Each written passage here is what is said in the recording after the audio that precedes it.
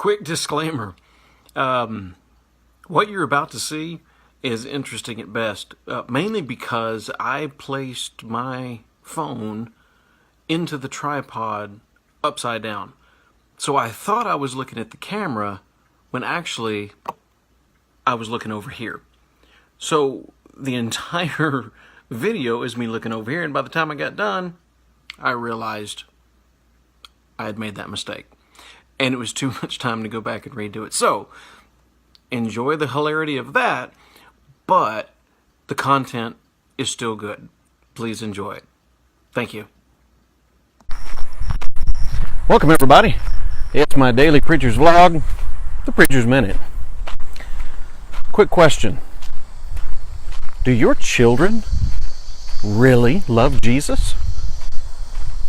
Now I want you to notice what I did not ask. I did not ask, do your children attend worship services? Do your children go to Bible study? Do your children act kindly towards others? How you doing? Do your children go on youth retreats?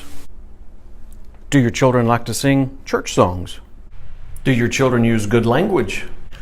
Do your children hang out with nice kids? Do your children participate in serving? Do your children make good media choices? Do your children limit worldly influences? What I asked was, do your children really love Jesus? Friends, you can have children that do all the things I mentioned. Check off every box, dot every I, and cross every T. And yet, they will still walk away from Jesus.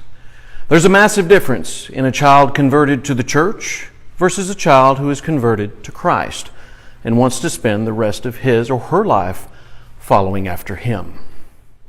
If our children truly love Jesus, then we wouldn't have to constantly keep discussing things like modesty, fornication, worldliness, pornography, lying, even though we fall in those sometimes, but I'm talking about continually.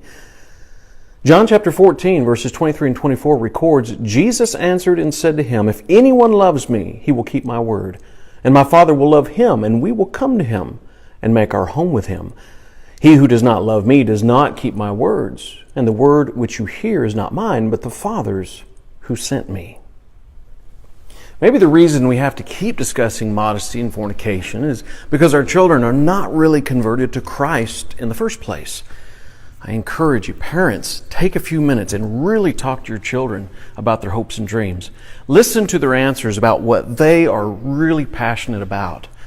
If, during that discussion, you discover they don't love Jesus first and foremost, then you should strongly consider spending a few months reminding your children of their sin and what their life was like before contacting His cleansing blood. Spend some time studying hell and why we refer to Jesus as our Savior. Spend some time discussing heaven and how Jesus makes it possible. 1 John chapter 4, verse 19 says, "We love Him because He first loved us." Spend some time with your children getting to know Jesus and help them to fall in love with Him and His way. Until next time, this was the Preacher's Minute.